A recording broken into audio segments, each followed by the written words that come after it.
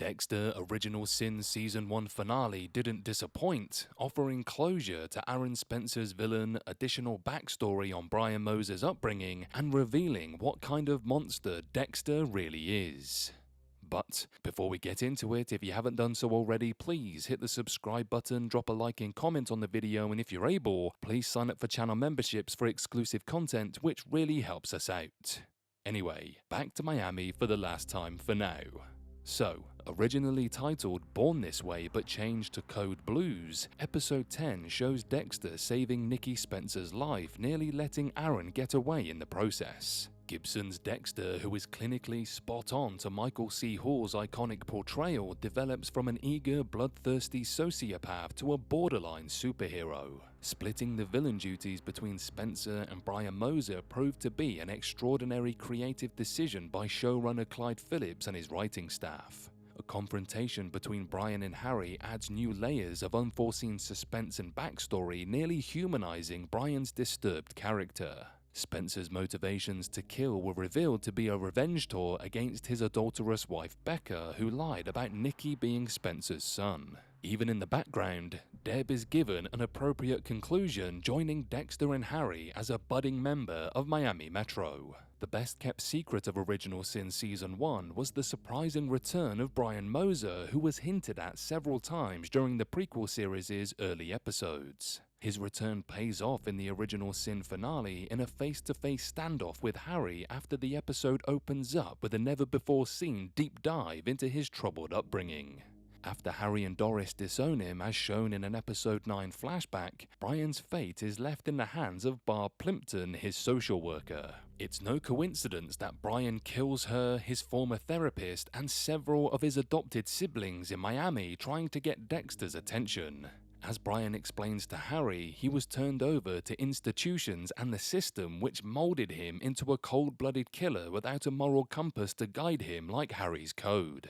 Brian Moser will continue watching Dexter from afar. Since he and Dexter don't officially reunite until 2006 when Dexter Season 1 is set, he shouldn't have too much of a role in Season 2, if it gets commissioned. Brian agrees that Harry is the best thing for Dexter, and emerging suddenly in his life would only complicate things. Brian will strangely love Dexter by not being around in future episodes of the prequel series. His absence should make room for another main villain in Dexter Original Sin Season 2. Interestingly, Spencer tells Dexter if he only knew how his father failed him, which is the same message Brian had for Dexter regarding the truth about Laura Moser. Brian becomes so compelling in the Original Sin finale that loose-end characters like Geo don't even matter by comparison.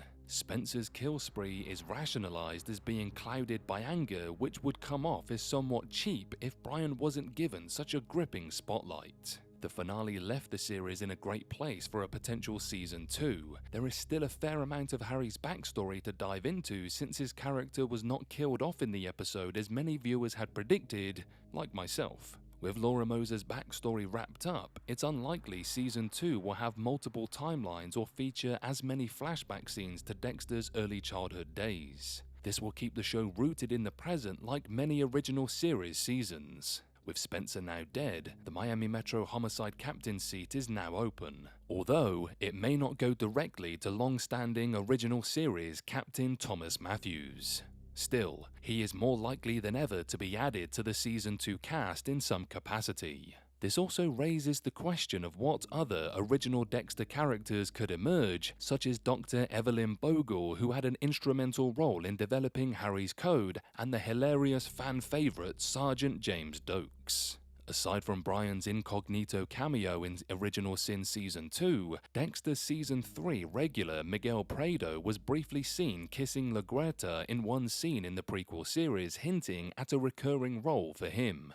While these plots and character elements have yet to be determined, it's clearer than ever that Phillips and his writers have a firm grasp on the prequel series and can actually make new seasons that are on par with, or even better than, the original show.